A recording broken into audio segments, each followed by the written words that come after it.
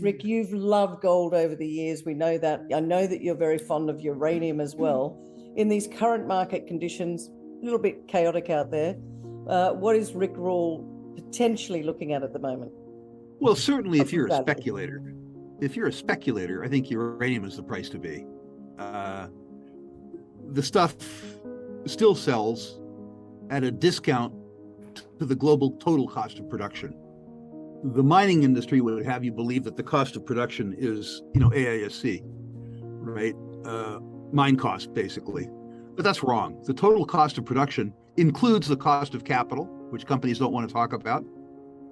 It includes social rent, which is to say taxes, fees, and royalties that the government takes. And importantly, it includes prior year write-downs on unsuccessful efforts, because those unsuccessful efforts generated the successful efforts that make the money. If you look at the total cost to produce a pound of uranium worldwide, it's about $60 US. Yeah. So the industry makes the stuff for 60 and they sell it for 50. They lose 10 bucks a pound, and being miners, they try and make it up on volume, which is obviously problematic. The numbers get stranger yet if you consider the fact that there's at least a 45 million pound production deficit currently. And that means that you don't merely need to sustain existing production, you need to bring new production online.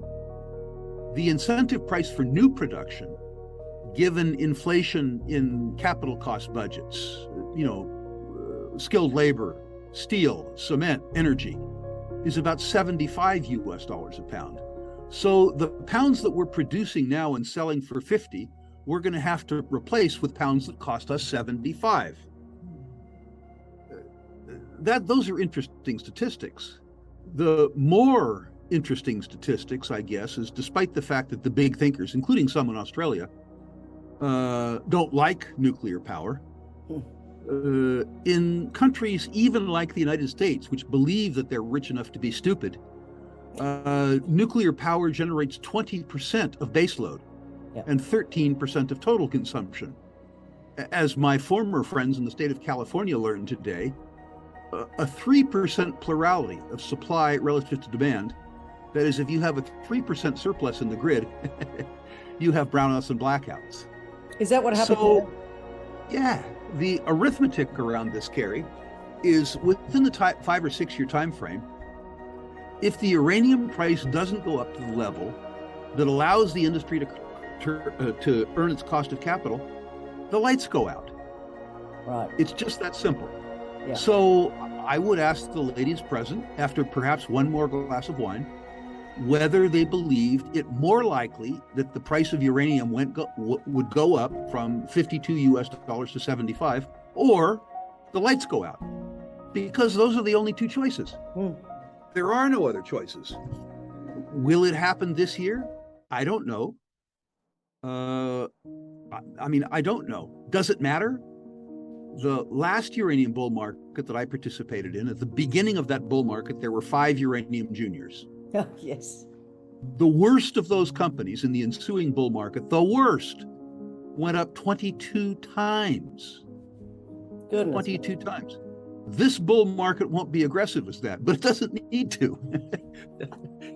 It just plain doesn't need to. So for speculators, particularly speculators who can stomach volatility, and speculators who can stand their girlfriends saying to them at cocktail parties, how can you invest in Hiroshima and Nagasaki and Chernobyl and 3 Mile Island?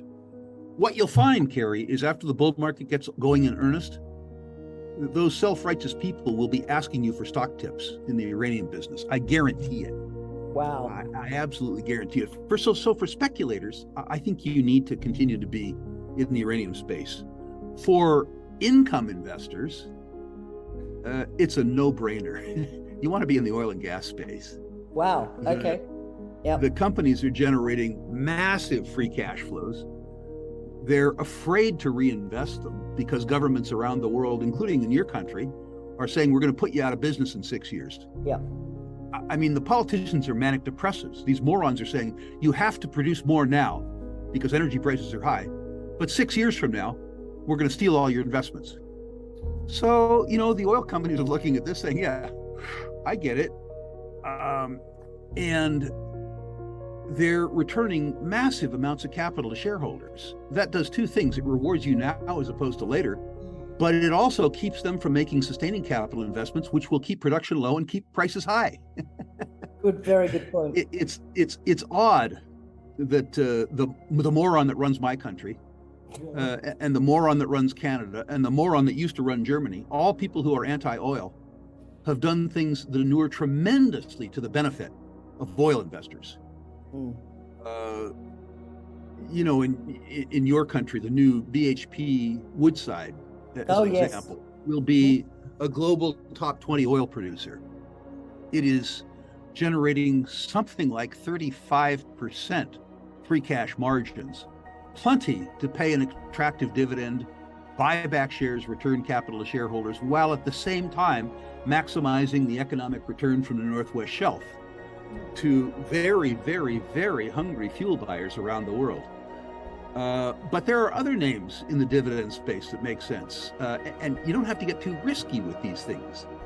As long as China continues to urbanize and consumes iron, even though right now they seem to be having a spat with regards to Australian iron, what they do is they buy Brazilian iron and Liberian iron, and then Australians sell the iron to the markets that Brazil and Liberia used to cover.